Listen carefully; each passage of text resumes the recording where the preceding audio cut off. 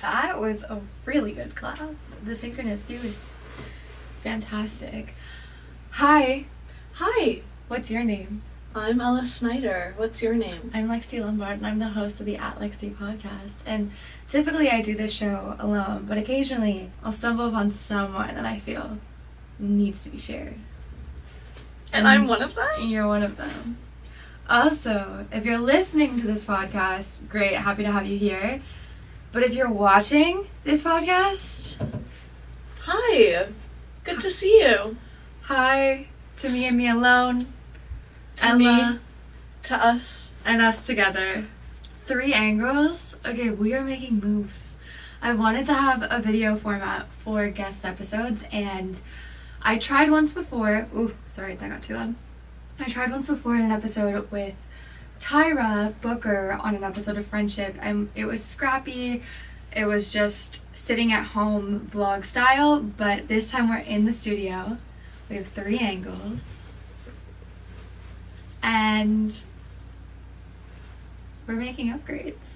Okay, now on to our guest. Ella Snyder is an artist, a Parsons School of Design graduate, a model, a former YouTuber, potentially again, a TikTok, Instagram, Twitter sensation, and an up-and-coming star. Thank you so much for saying all of those nice things about me. And I do want to backtrack and say I don't know if we can say I'm a Parsons graduate, but I am a former student of Parsons in the new school, but I did drop out. She didn't graduate. I always just say since finishing my education at Parsons, because personally I finished it. Yeah. But I haven't necessarily completed, like, the degree. You got what you needed, Yeah. maybe not what the system requires. Yes, I got my education. Which is fine, because it's not like you were just going to school and said, alright, this is no longer for me. The pandemic happened, and you were chosen to make a book with Dazed. Yes. Okay, yeah. So let's take a step back to 2020. Yeah. I was a full-time student at Parsons studying photography, and COVID hit. We were supposed to go on spring break, and then spring break turned into a global lockdown, and we never went back to school, and I never ever went back to school. Me either, because I graduated. Lucky girl. But yeah, I think sometime around March, like similar timing as like COVID was really rolling out and becoming news, I found out from Dazed magazine that I was shortlisted for their Dazed 100 competition.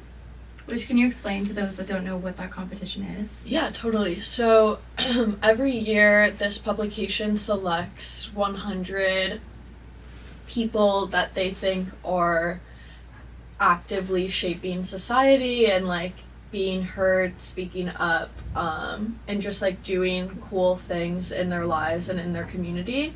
And I'd been following the list for a couple of years for sure, just because I had seen a lot of my peers and just other people that I looked up to like be featured on this list. Yeah, I kind of always looked at it as an outsider, like, oh, this is so cool, like, I wonder what you have to do to be a part of this. And then one day I just got a phone call that I was on the short list and like being considered for it. But I think I really became aware of it like when Hunter Schafer was on it, because I had done a pre-college program with her, so we were kind of friendly. And then I saw her get featured on this, and it was before Euphoria, and like really early on in her days of modeling, and then her career kind of just skyrocketed, and I was like, whoa, I want that for myself, to be honest. I don't know how it worked out, but like COVID happened and that phone call came in, and then it ended up being this thing where they were having each of the 100 people propose different artist projects, kind of like grant proposals, like if you could be given money, like what would you do with it, what would you make? As I said, I was a full-time Parsons student at the time, studying photography, and in school I was like actively brainstorming and mood boarding this idea for a photo book documenting trans and non-binary people around the world, because I myself am trans, I'm a trans woman, And at the time, this was early 2020, like I had just come out publicly as trans on YouTube and on social media, and I really was just looking for a way to reconnect with my community after like being stealth, meaning like not sharing my trans identity for so long. Didn't you have a magazine or a publication prior to 2019 called Tucked? Yes, but that was like a really small like high school project. It was kind of like the beginnings of this photo book, but like as an idea that I started in high school. That was like a little magazine both by and for trans youth. Did your high school? Honestly, no. Like I kind of kept my head down throughout all of high school, and like the people who knew that I was trans knew, and then the people who didn't. And the girls who know. Yeah, the girls who know. The girls who get it. I definitely disclosed within that magazine that I was trans, but like it wasn't like that many people were like picking up this magazine and reading it. There were like 3 copies made, and then I would just like individually have printed copies for the people that were like a part of it. Yeah, I did that, and then with this photo book, I ended up being one of the finalists of Days 100 and actually receiving, receiving grant funding from them to actually make the project a reality. So since 2020, like very slowly, it's been a slow burn.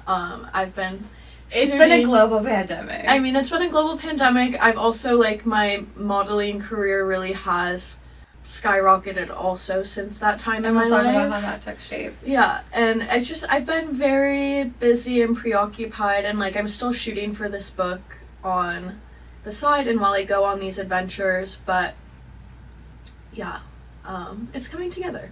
So you got to work on the book and you were going across the country, right? I really started in New York because at the time, like, we were in lockdown and like traveling was just really kind of out of the question for a long time. So I think I really started, I kind of blew through my grant funding from Dazed like in the first 6 months of shooting for this book, and really was shooting like 3 or 4 times a week, finding people either through Instagram or through my agent Fuji and like his network of queer and trans people. And yeah, I was shooting all over New York, renting studios, renting equipment, and that was like the first 6 months of production in this book. And then once travel restrictions eased up, I found myself going to LA a lot more. Then eventually I moved to LA.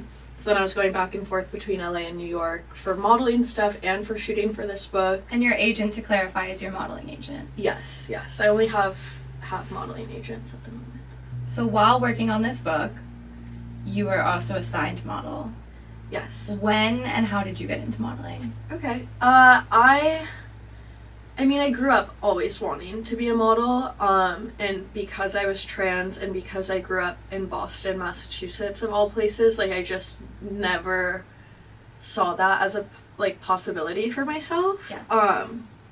Because, yeah, I just didn't have any trans model role models, or, like, girlies from Boston that were doing anything outside of Boston to look at and be inspired by.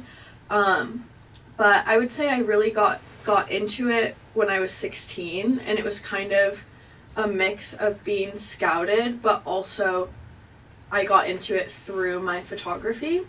I was just this little creative kid in Boston who wanted to be a model but didn't think she could. I was taking photographs of all of my friends in like model-esque ways. Like, I was really just trying to be like a fashion photographer in Boston and make this kind of life happen for myself.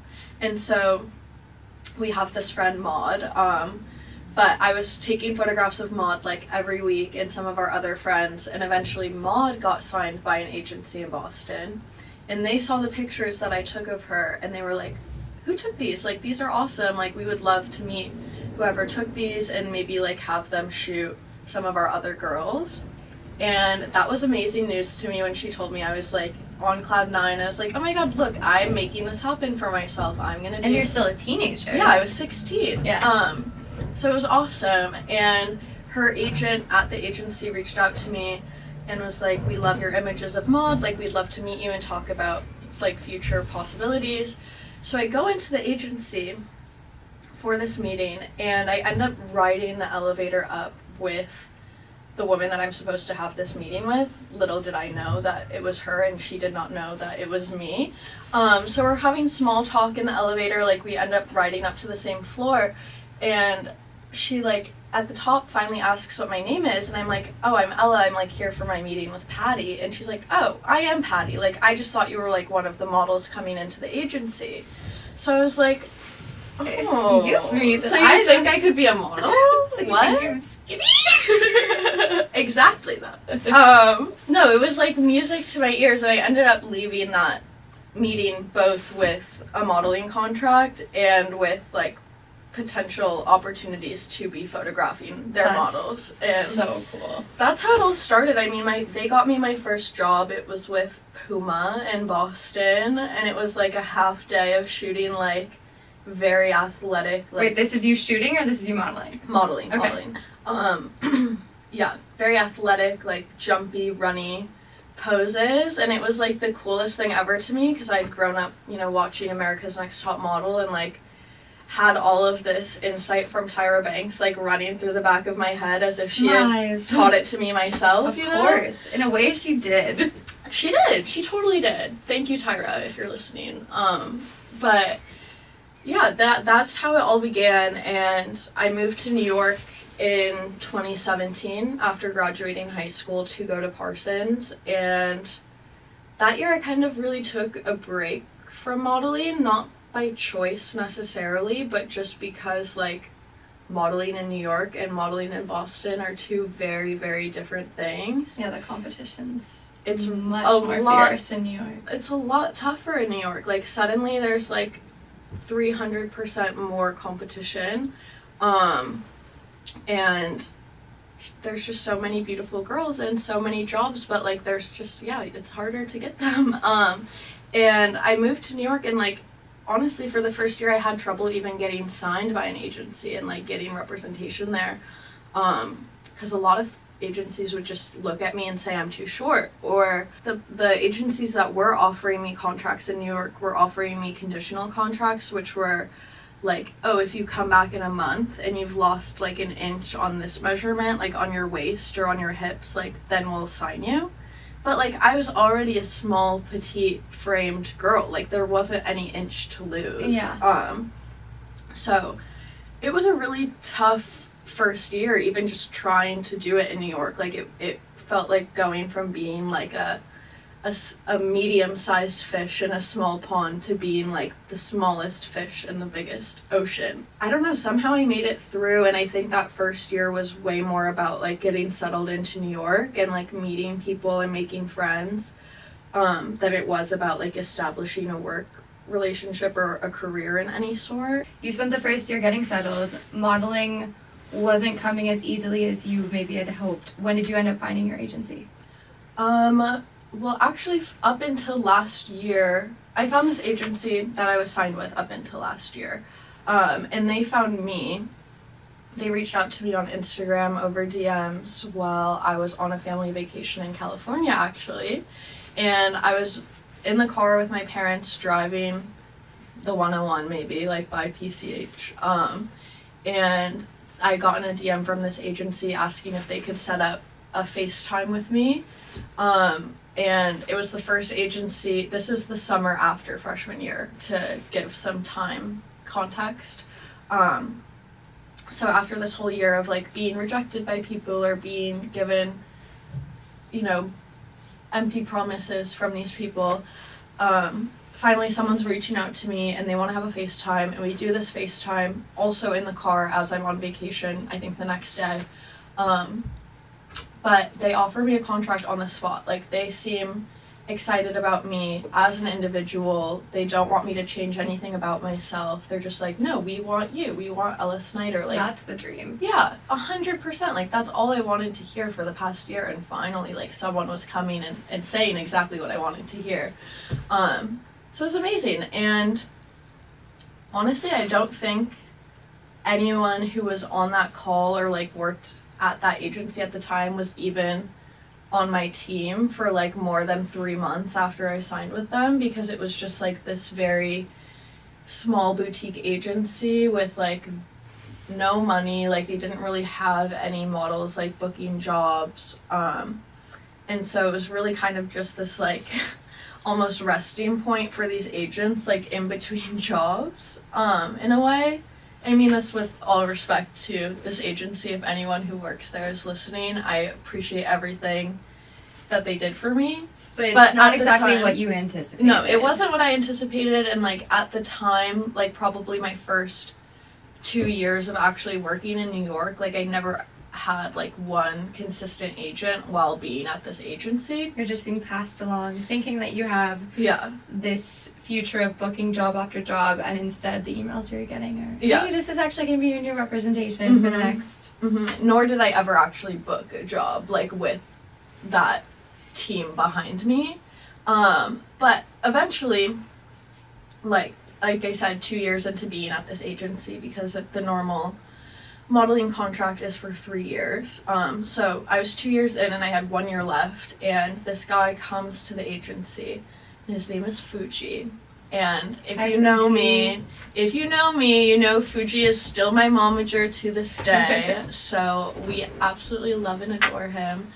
And Fuji comes, he is coming like from such a huge background of like working at modeling agencies, like has worked at Wilhelmina, IMG, like was Ali Michael's agent like in the prime of her career, which she's a supermodel. So I was like very happy to have him in my corner. And it was once he finally joined the agency that I like actually started getting some jobs, which was awesome. Because it's like, oh, I actually, like, with this person in my corner, like, I could work and be a model, maybe, in New York City. Like, this is, like, happening to me. And this is also, like, literally 2 or 3 months before getting the call about Dazed 100. So this is senior year? Junior. All of this is junior year. Because, I dropped out after my last semester of junior year. So I only have 2 semesters left with Parsons if I wanted to go back, but I don't know if that's gonna happen. Only time will tell. But yeah, so Fuji joined the agency. He starts getting me jobs. Like I start to have a semblance of a modeling career in New York, and this is like when I start doing fashion-y jobs too, like not just commercial, but I shoot a Givenchy lookbook for Matthew Williams' debut collection at Givenchy, and like my first big print editorial for Arena Homme magazine, which actually it's really sweet looking back on it now. Like both of those jobs actually came through the same casting director also, which like in modeling, like you get jobs through casting directors and going to castings. So if you have casting directors that like you and support you, like they really can be the one to launch your career and make a name out of you. And I think that's what this woman did, Rachel Chandler. Hi, Rachel. Hi, Rachel and Walter. Hi to both of you. Because they're the ones that got me my first editorial, the Givenchy lookbook, and my first job with Diesel ever. And I think it was working with Diesel that like really solidified my position in the fashion industry as a model. Let's talk about your Diesel. Okay, let's talk about Diesel. Yeah, let's talk about Diesel. How did that come about? And your, dare I say the face? Yes. You've been the face of Diesel. I have been. It has, I mean, this has been the formative moment of my modeling career. And it all started a little over a year ago. I was living in LA.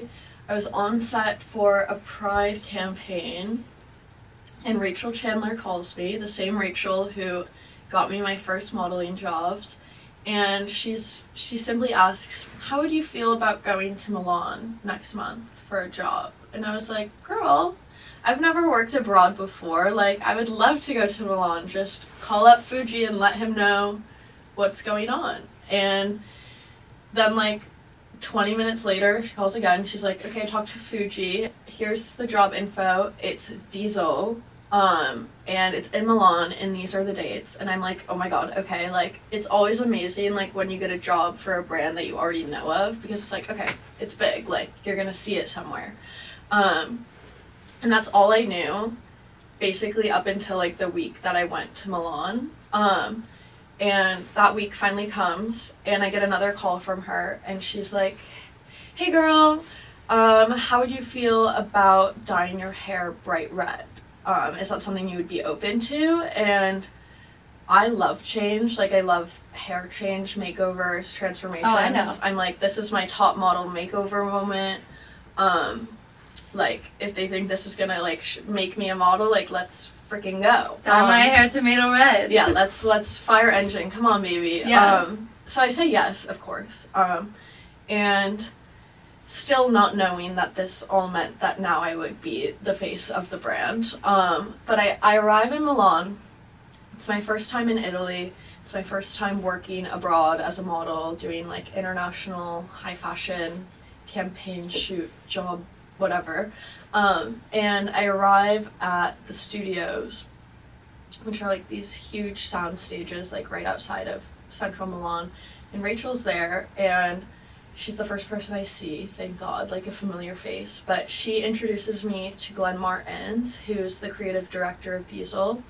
And at the time, this was his first collection for Diesel, like his debut with the brand. Up until that point, he had just been the creative director and founder of Y Project, but now he does Y Project and Diesel.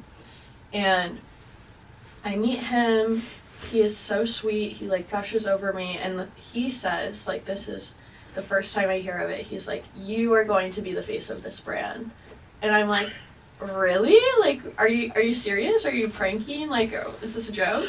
And he's like, yeah, like, you're gonna look so beautiful with your diesel red hair, and you're the protagonist of this film that we're making, because like the project that we end up shooting that week is like this big fashion film that I like open and close the film and like am the main character in it. And yeah, I didn't know what would come after that, but it was like the best week of my life, and I just loved Glenn, and I loved the whole team, and Frank Lebon, who was directing the project. And I feel like we just like kind of meshed as this big fashion family, and they saw how hard I worked and how much I wanted it, because like the things that they were making me do were insane. Like it would be like 6 hours doing one shot in the same pair of like heeled pants, like pant shoes, pantaboots, jutes, jean boots, heel pants, like pants connected to my shoes that I couldn't take off, so like my feet were hurting, but like I couldn't take my shoes off because they were my pants. And I'd have to be in them for like 6 hours at a time doing one shot that was like running. So I'd be running in heels down the streets of Milan. No, you're not covered in red for this one. No, that's 6 months later. We'll get there. We'll get there. But yeah, I think they just saw how dedicated I was and how hard I was working. How much it meant to you. Yeah, they were like, this is our girl. Yes, Ella. That's what we want. I think that really just like, again, solidified my position with that brand. And like a few months later, they were calling me back to go. I think the next thing that we shot was the Diesel Library campaign in Miami, which was the project where there's like 100 of me in a diner, and it's like everyone in the diner is actually me, and like I'm kissing myself and I'm serving myself pancakes, and then I loved those. Toni Braxton is in it, and Aaron Piper, like crazy cast. And then literally 2 weeks after shooting that, I flew back from Miami to LA, and then LA to South Africa, and shot the Diesel perfume campaign. Not even a month after that, went to Milan, and that's when they painted my entire body red, and I walked my first ever live runway show, first of all. Thank you. And it was for Diesel, and I was painted fully red, and it was in Milan. That was 6 months ago now, and I actually just came back from Fashion Week, and I feel like that's what I'm unpacking in my life right now, is like life post Fashion Week. But I just came back from walking my second season in Milan for Diesel. Closing the show. Closing the show in a couture piece. As you should. Right where you're meant to be. Fashion Week seems incredibly hard. Do you feel that there's a different energy within the different cities? Does it feel like the same level of competition in Milan, New York, Paris? I think New York feels so intense because it's the first landing ground of Fashion Month. Like, it goes New York, London, Milan, Paris. And does it feel or seem like those that book a ton in New York tend to do the best out of everyone? 100%. So, like, if you have a successful week in New York, like, you're gonna have a successful month for the rest of the month. And if you don't, you're just trying to... You're trying to get your way back in there so that you can finish off the season strong. Yeah. And I think... Sports! Sport. It is a sport. It's all a game. It really is all a game. And, like, everyone starts out in New York, like, a month before Fashion Month even starts, and it's just, like, 10 castings a day, every day. And they're just, like, job interviews, but more intense and, like, solely based on your appearance and your body. And, like, very, very minimally on your personality. Especially for these shows, because no one cares what your personality is like at a show. Like, you're there for a few hours and you're gone. Like, it's not like a campaign shoot when they're like, oh, we want to hire, like, the sweet, bubbly girl, like, because we're going to be stuck with her for a week. Like, they don't care. Like, they just want the tallest, skinniest, prettiest girls, and it's really, really, really rough. And some of these things, like, you go into, and they already have, like, 300 girls there waiting. And it's like they only want to see you for 10 seconds. Like, they don't care. So you're waiting for like 4 hours to be seen for 10 seconds. And it's like you never even hear back from them. So much time. So much time wasted. So much time.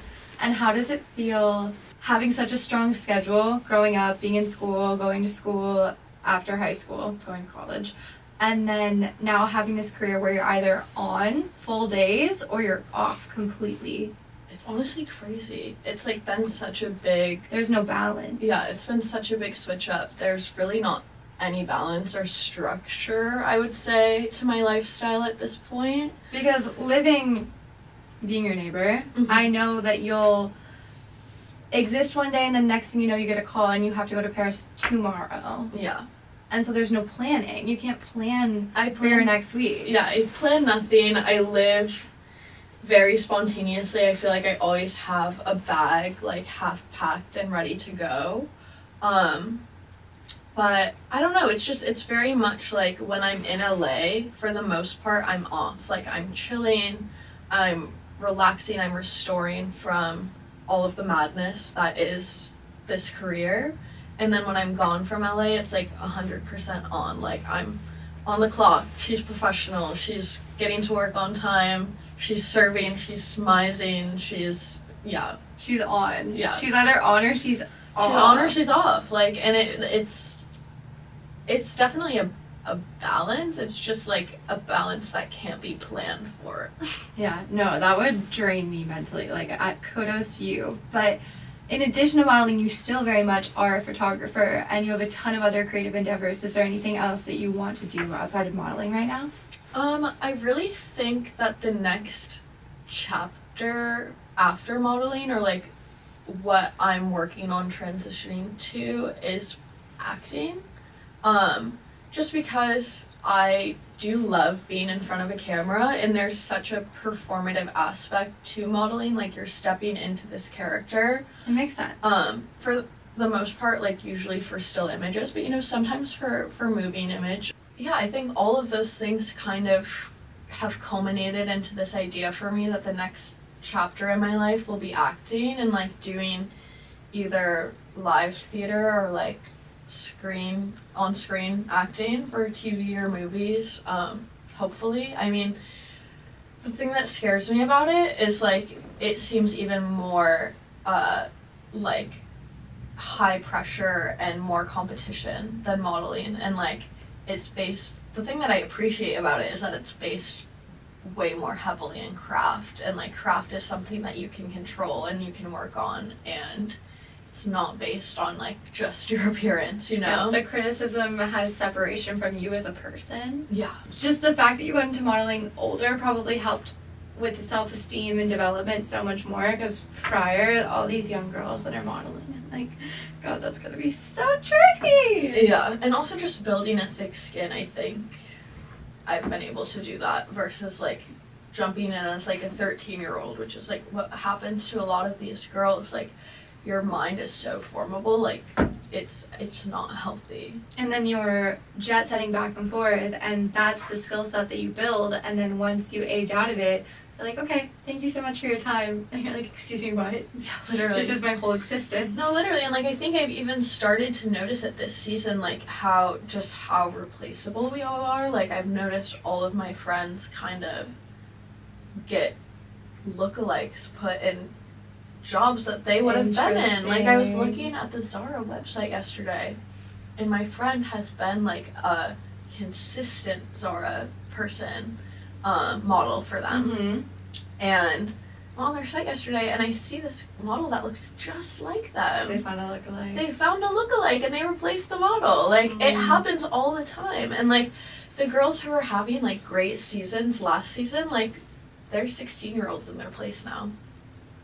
Oof. It's rough. Like, it's really rough to see. And I think if I hadn't booked Diesel, like, I probably wouldn't be a model anymore, because I don't think I would have had the self-esteem, 1, the strength to pursue, 2, or 3, even just like the power in the industry to put up with all of this bullshit. Totally. Like, getting Diesel gave me like some sort of power that was like, okay, I can continue doing this. And like, a little bit of stability. Totally. Because then suddenly, like, people knew my name, and they were like, oh, maybe we do want to work with her. Like, if Glenn likes her, maybe we'll like her. And Diesel's like, we're coming out with a fragrance. Come back for that. Let's go to South Africa, you know? And you're like, okay, fabulous. I'm doing clothes. I'm doing accessories. Yeah. As much as I could continue asking so many questions, I did ask on Instagram for things that people wanted to know, so I do want to get into that and see what the internet wants to know about Miss Ella Snyder. So we will get into that. My Instagram handle is @Lexi, but first, a word from today's sponsors.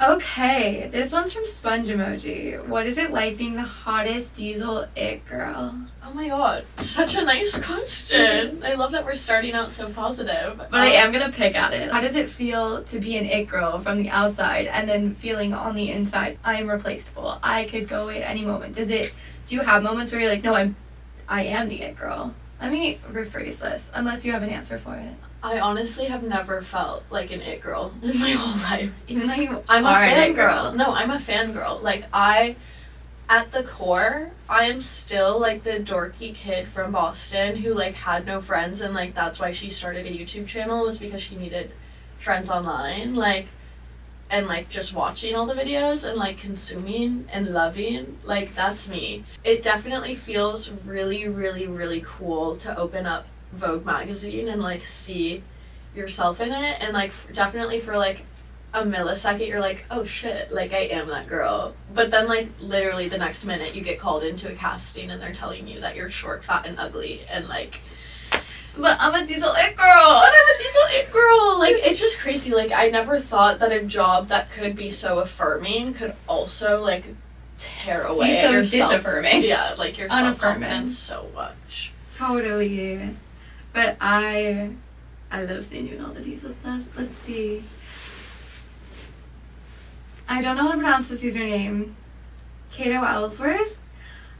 She wants to hear about all the emotions going on in your head with closing the Diesel show. Oh my god. There were so many emotions running through my head. So many like thoughts of just like, okay girl, do not fall, do not trip. I think mostly it was just adrenaline pumping. Like, it was like this crazy techno house music like blasting in this arena, and being the one to close the show, like, there's a lot of waiting. Like, there were 70 looks before me that had to go out and walk this arena's anticipation perimeter. There was so much anxiety, I'm not gonna lie. And like, I was literally standing in the lineup still having like the seamstresses like buzz and clip pieces off of my skirt to make sure I didn't step on them on the runway. So there was just a lot of doubt going on of like, am I going to be able to do this? Is it going to serve like am I gonna fuck it up? But mainly just happiness and joy and pride. Like, once I stepped out onto the runway, like, it was just, like, a cycle of things that I was telling myself that were, like, affirmations of, like, you got this, you're a bad bitch, smize, like, bite the back of your cheeks to have more cheekbones, like, don't trip, and yeah, I don't know, it's just a crazy roller coaster of emotion. Does time stretch when you're on a runway? I think so. I mean, it feels really long, like, it feels really slow, and it's like, how am I, you're like, you walk out, and you turn the first corner, and it's like, shit, like, there's still 3 more things to, like, go, like, we're not done yet, you know? I think time stretches, and, like, you're just, like, so many thoughts racing at a mile a minute.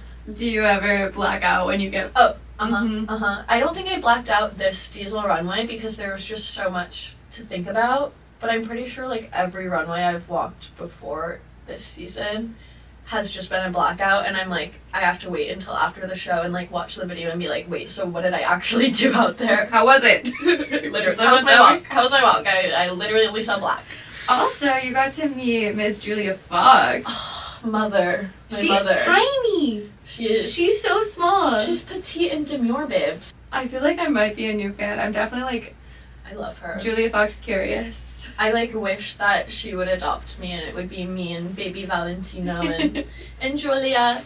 But yeah, I came off of the runway and she was standing backstage with Richie Shazam, and we made eye contact, and I was just like, I need a photo with you, like, I love you, and she was like, girl, come here, and, like, motioned me over, and Richie took the pic of us, and... See, Ella really is a fangirl at heart. They're both sweeties. I'm such a fangirl. We went out for Halloween the other night, and, like, I was fangirling over all of the YouTubers at the party, like, I am a fangirl, okay? Interesting question. J020 asked, do you feel pressure or responsibility to represent queer identity in your modeling and creative work? I definitely think that I do. I don't think it's a pressure coming from anyone besides myself, though. It feels like a personal responsibility that I have as a public figure, or just someone in the public eye that is trans, to be vocal for my community and speak up for people. But you don't feel any pressure from anyone else? No, I don't think anyone makes me feel like I have to do that. I think that it feels like something that I have to do for myself and for my community. And I think that, or no, I hope that one day, like, we can get to a point as a society that no one feels so silenced, and that everyone's voices can feel heard, and, like, it doesn't have to feel like a responsibility to speak up for your community because your community is speaking up for themselves. I think the only reason why I've put that pressure on myself to, like, be an active activist is, yeah, solely because, like, I feel like so much of my community has felt silenced for so long, and, like, it really hasn't been up until, like, the past few years that, like, the trans voices and trans narratives and trans identities have been more uplifted and celebrated and had light shown on them, versus really just being more exploited, or no, just exploited. Yeah. Ella, do you struggle with your mental health?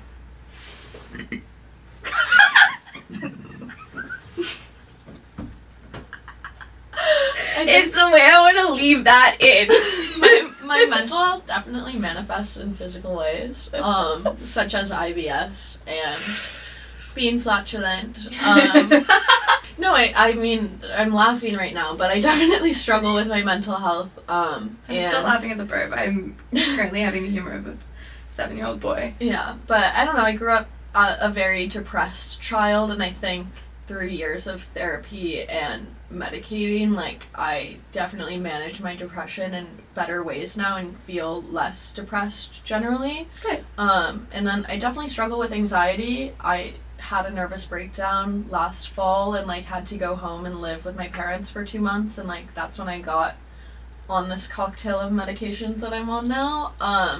Also with that, like, it's become a lot more manageable and, like, something that I've learned to live with and, like, cope with as it comes. Do you feel that your mental health has gotten better as you've aged? It's been a roller coaster. I It mean, always it's is. gotten a lot worse, and it's gotten better in the last year. And like, who's to say where it goes from here? But I I hope hate it. that. I hope it Me too. plateaus a little. My last episode of this podcast, the one that was posted right before this one, is called the depressive episode, because I struggled with depression at, for the worst, it was junior of high school. I was unmedicated, raw dogging depression, having no clue what I was doing. It was definitely like the worst it had ever been because it was completely unsupervised, and I was able to spiral in places that thankfully I've never been able to spiral back to since. But even still, with all of my healthy habits that I've implemented, one day I'll just feel so off and it'll start all over again. Yeah. And it's so disappointing, but I think Brains are crazy. brains are annoying. Love them, I guess. Love-hate relationship. I like my mind more than my face. I like my mind more than my face, dare I say. Ella's no G. But some days I like my face more than my mind. And that's the truth. Sometimes I feel when I'm really dressed up, when my looks are on point, that I almost feel like my personality has escaped my body. Where I almost feel like I'm not myself because I don't look quote unquote myself. I look better then, and then in some ways I feel like my essence leaves. Interesting. Well, Yeah. yeah, I feel that because, like, same with modeling. Like, it's the same as stepping into a character. Like, when I'm done up, like, it's Ella Snyder's out the door. Like, it's Eloise, Yeah, Nigeria, whoever they stepping need you to in. be. There's so many different fun questions I'm gonna refresh, but also I feel like we've had a fantastic episode. Mhm. Keep going though. I'm having fun. Keep going. Ella, what's your favorite condiment? This is from Reese Fisher. Let's keep it lighthearted right now.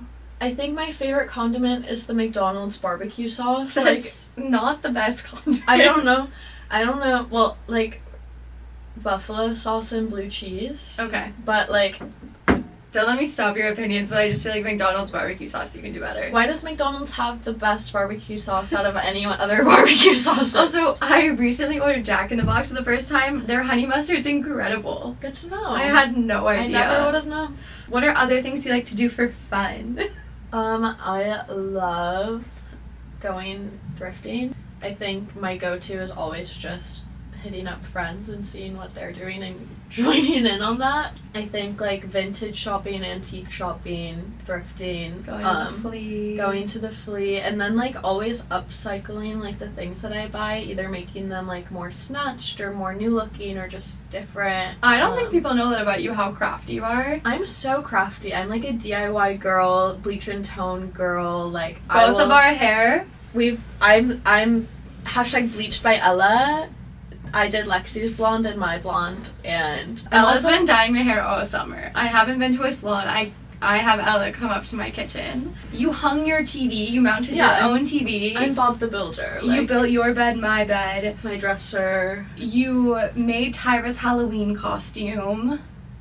Yeah, I'm very crafty. You're so crafty. crafty and thrifty. You are thrifty. If there's a look that you want to recreate, you will find a way to do it in the budget that you feel like spending. Yeah, like I just made my Twiggy costume for the other night, like fully out of things that I already had in my closet. And it was incredible. Insert photo here. Thank you. I was a naughty little nurse. I looked like a whore on Thanksgiving. On Thanksgiving. On Halloween. On Halloween, I did not look like and will not look like a whore on Thanksgiving. My family deserves better, but I did look. Stop it! No! No, what does it say? Battery exhausted. Okay. That's about to die too. Yeah, I know, so we gotta wrap it up. Thank you so much, Ella Snyder, for coming on today's podcast. Thank you for having me, Lexi. I would love to have you back. I can't thank you enough for helping me with this setup. I really feel like this couldn't have been possible without you, and we can't wait to see where your career goes and what the future looks like for you. And if you guys want to follow Ella, her handles are at Ella Snyder on Instagram, Yes, at Ella Snyder on Instagram. at Sad and Bougie on Twitter. Sad and Bougie on Twitter. And at not Ella Snyder on TikTok. Alright, thank you. Thank you so much. Talk to you guys later. XOXO. Love Lexi. you, listeners. Thank you for listening to me. Bye, video! Bye.